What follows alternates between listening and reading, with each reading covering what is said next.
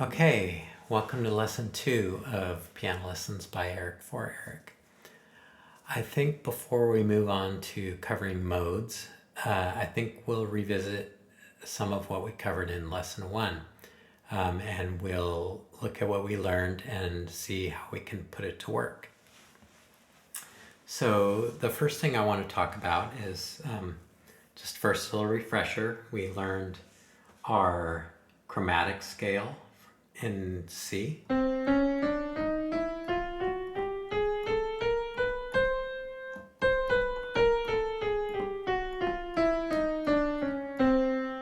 We learned our major scale or Ionian scale, which is all the white keys.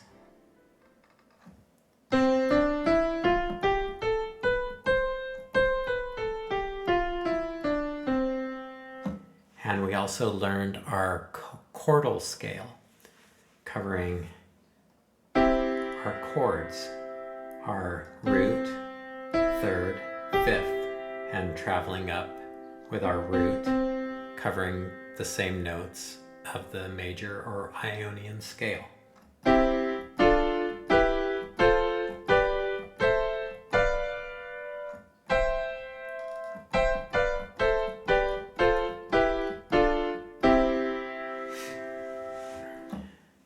Now, if you look at the diagram here, the same way we call the notes 1, 2, 3, 4, 5, 6, 7, we can also call our chords 1, 2, 3, 4, 5, 6, 7.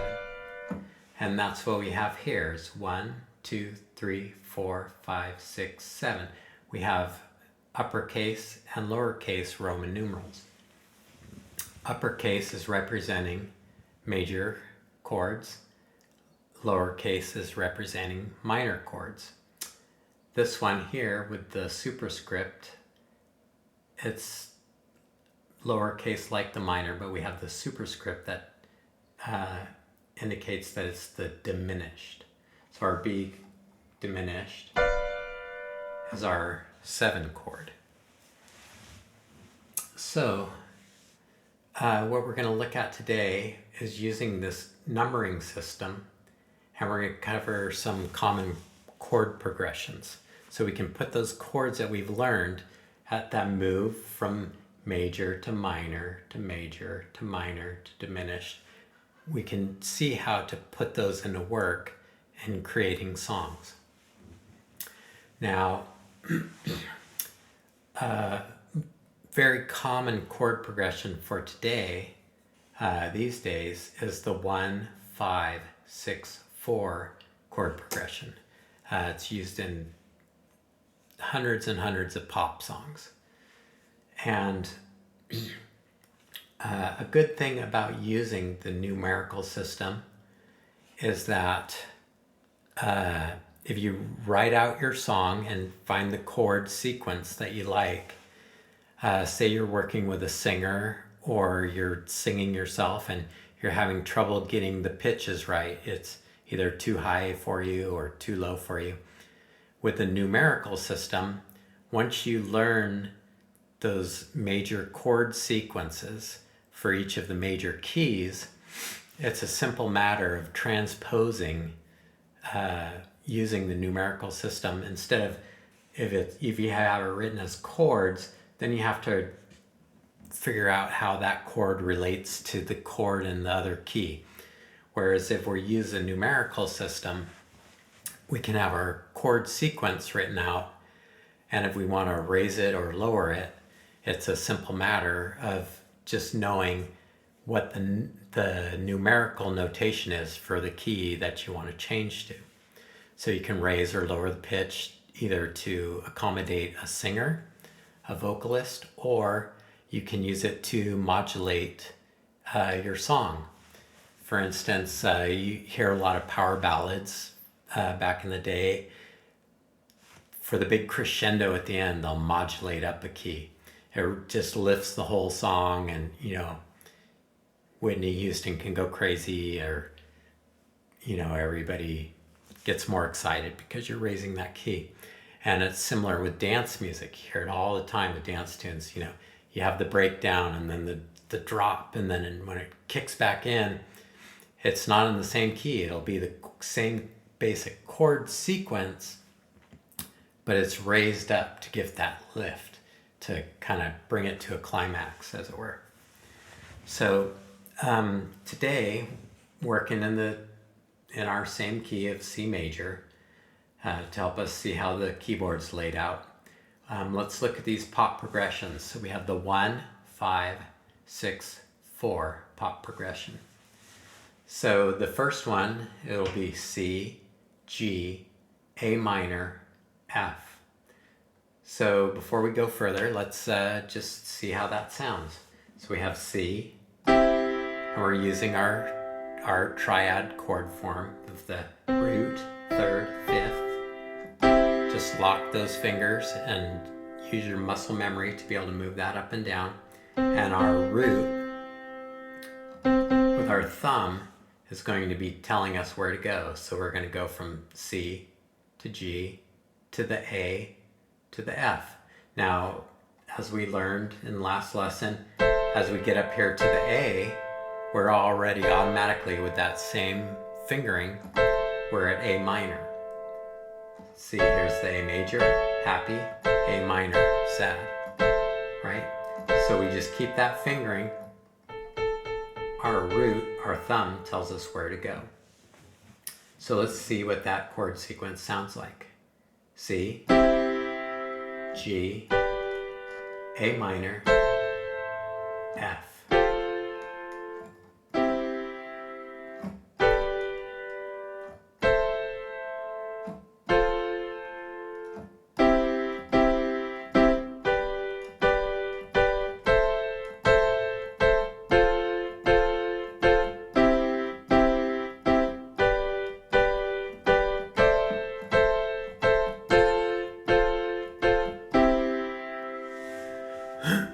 So you've heard it in hundreds of songs.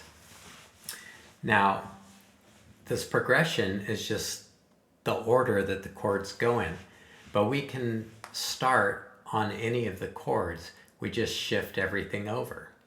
So this next sequence begins on the 5. Here it was the second chord. Here it becomes the first chord. And we're going to cycle through all these various sequences. We'll begin with the 6 chord, the minor chord. We'll begin with the 4 chord. But so let's see what this next one sounds like. 5, 6, 4, 1. So it's the G, the A minor, the F, and the C. Okay? So G, A minor, F, C. Now when you're at the F here, you could also go, here's our C, where your index finger is. You can shift up to that one too. So you could do it like this, a G,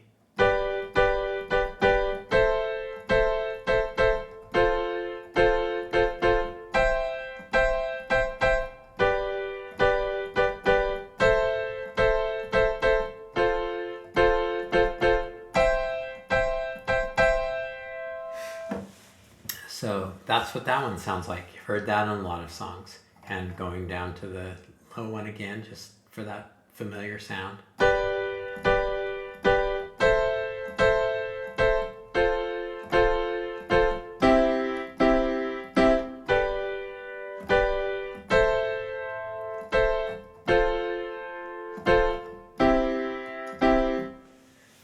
So hearing lots of songs again, that Girl's on Fire, hundreds of others. Now this next one, we're beginning on the 6th chord, which is our minor. And if you remember, the minor sounds sad. Happy, major, minor, sad. So with that, this chord sequence is gonna start on the minor, so it's gonna sound a little more pensive. This one we hear, it's often called chick rock. So listen to this chord sequence and you'll probably understand why. So here's A minor, F, C, and G.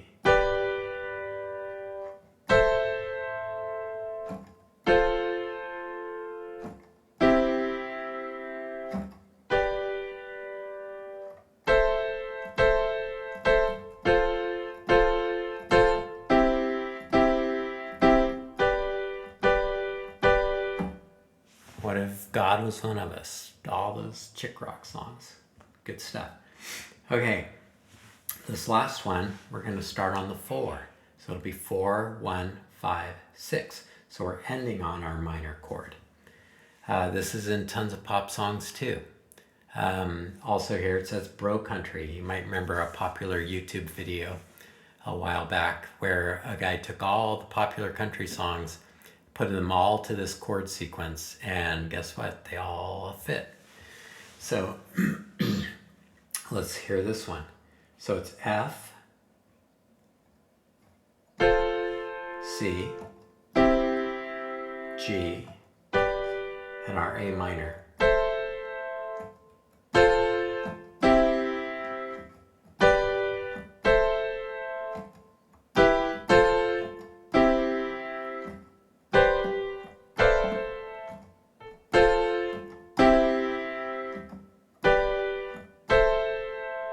You know, you can play different rhythms, get a different feel.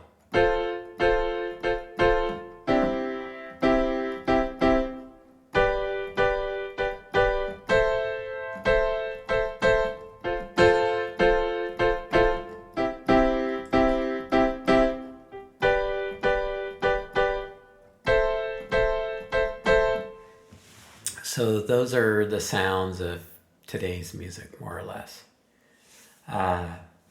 Now, back in the 50s, it was a little different. Same chords, just a different progression. So let's look at this 50s progression here. It's the 1, the root, the 6, the minor, the 4, and then the 5. So it's C, A minor, F, G. And just the same way we cycled through these, starting on a different one, but playing them in the same order, we can do that with the 50s chords also. And I won't spend too much time on this, but I'll just play this first one here. I think when you hear it, it'll sound very familiar. This is a really good one to practice with because it is so familiar and it's, you know, kind of embedded in our musical DNA. So listen to this one. So we go to the C, the A minor, the F, and the G. Very familiar.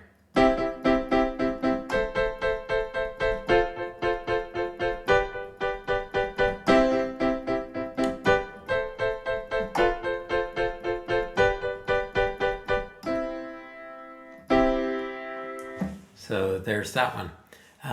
Now, it's good to learn these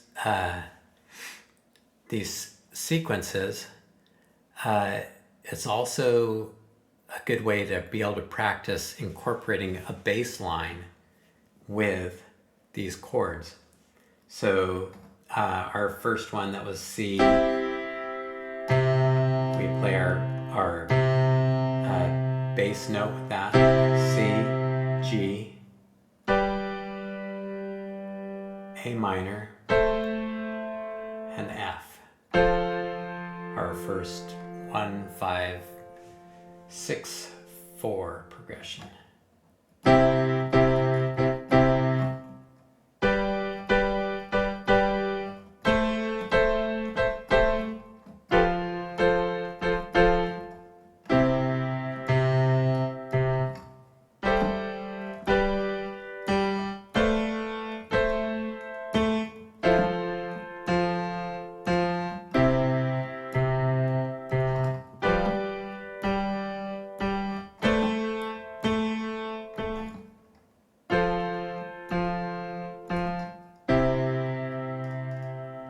So try those.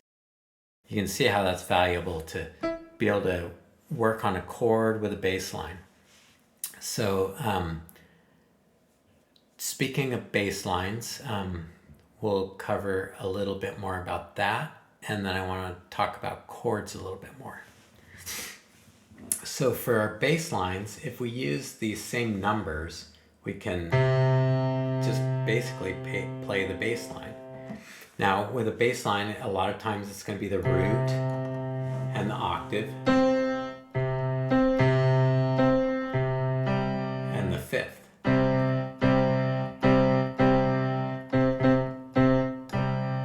And the fourth, and occasionally the third. So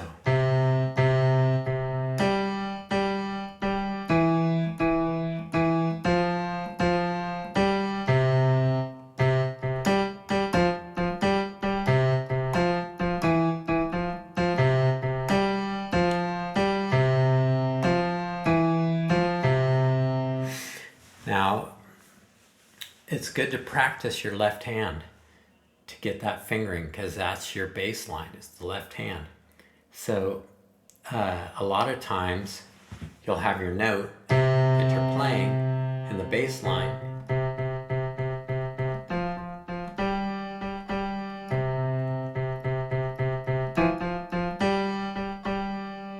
and you can get to that note chromatically.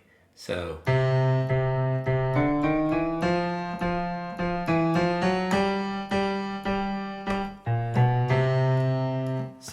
it's good to practice that chromatic scale too, because that's gonna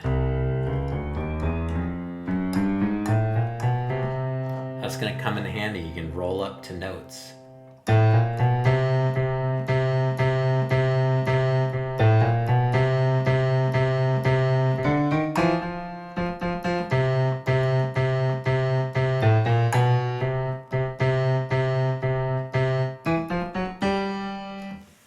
A lot of chromatic work in bass lines. It just gives it a bit of movement, a bit of variety, but you're still landing on those fifths, fourths, thirds, and the root. So just practice the chromatic.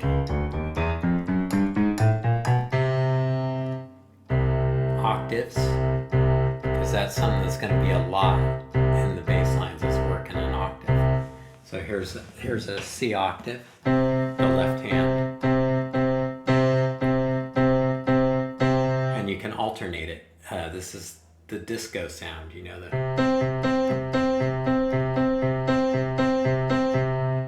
or 9 to 5, and then we're going to have that chromatic run in there too, but we're going to do the octave. So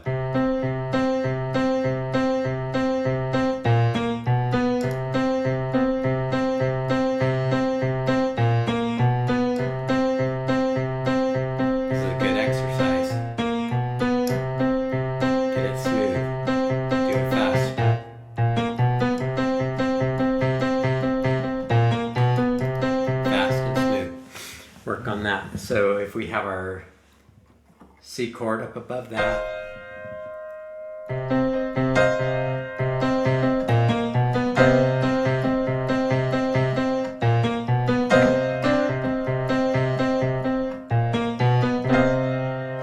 just stuff like that to work on, get a bass line going. Okay, so here I'm playing those octaves. Now that's not our C major. We're not using chords for the bass line. What we have here is just the octave. If we add in the fifth, that's a big powerful chord. You put that with your C major up above. Oops, sorry, C major. Big sound there. So we can do partial chords like this. Now the beauty of those partial chords, remember, our C major, C minor, it's that third that gets us off or on where we want to be. So if we just play the fifth, those chords are neutral.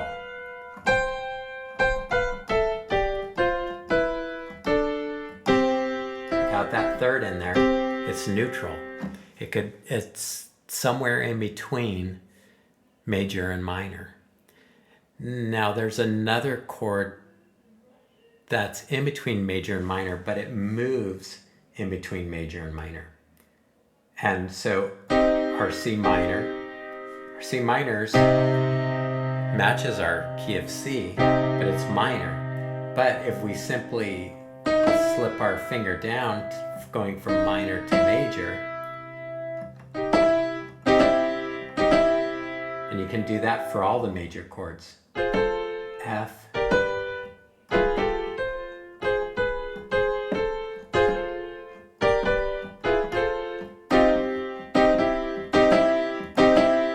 just work on it.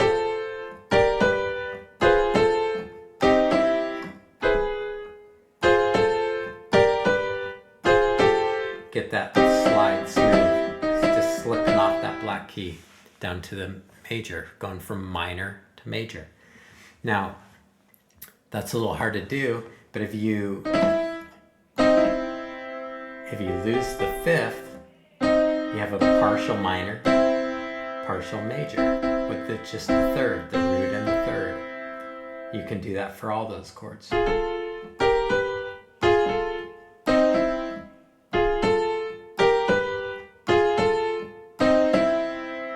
So that's a little more sparse sounding. It might fit the song a little better than having the full chord in there. Sometimes that full chord is just a little too formal. So that's a partial chord. And remember, we also talked about our 7th, our 9th, our 11th, our 13th. Here's the 7th. Can be played here. That's a B. It could be played here too. Now, if we play just the C and the B together, something off there. But if we simply add in our third, listen to the difference. Here's that. Here's it with the third. It's a partial chord, but it's a partial 7th. That might work for something. Lose the third, have our 7th in the root and the 5th.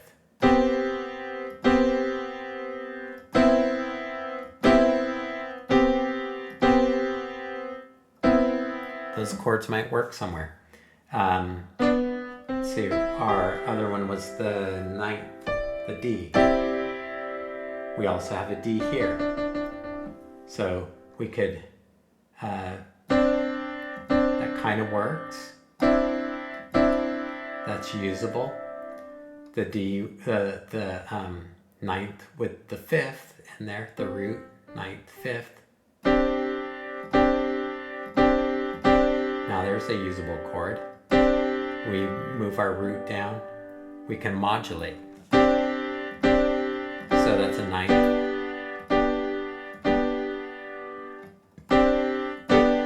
So work on some of those partial chords. Either take off the 5th, take off the 3rd, add in a 9th, add in a 7th. Mess around with those chords. It doesn't have to be the full formal chord. It doesn't have to be that whole thing. Sometimes a little sparser is better. So work with that numbering system.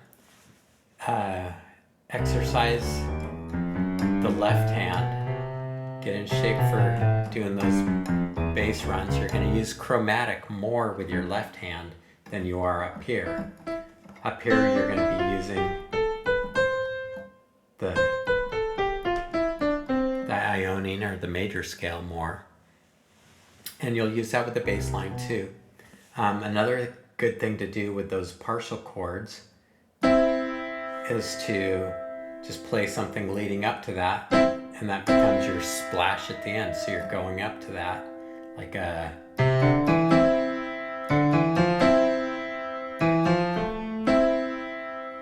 or the 5th. Let's do that. Let's do that one.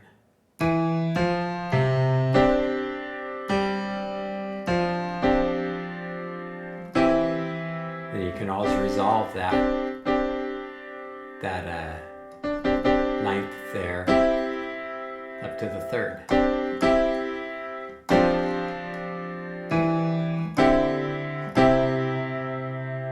So just play around with that. Run some of the major scale with your hand and just add some of these chords up there for flavor.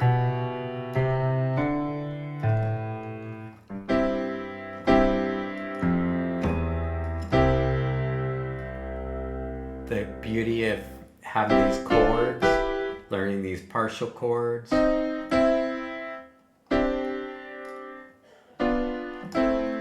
all the white keys, is you won't hit any sour notes. It might not sound like the best chord sequence of the world, but you're always gonna be in harmony if you work that all together.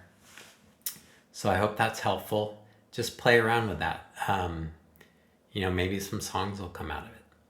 So I hope that helps you kind of be able to see how this is all gonna kind of work towards harmonically organizing your songs so you don't have any of those bad chords or sequences that don't quite match up.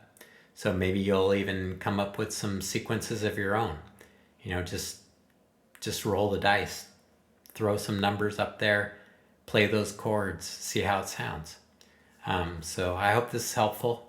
I hope it gives you some fun stuff to work on and give you some ideas for practice, incorporating bass lines with chords or playing a chord.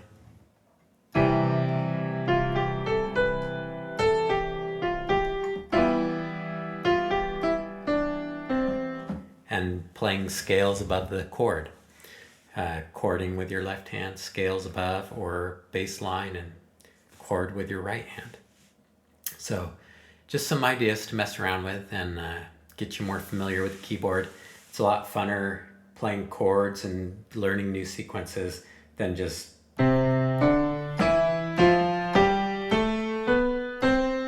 doing the Mary Had a Little Lamb stuff. So hopefully this helps you. Take care.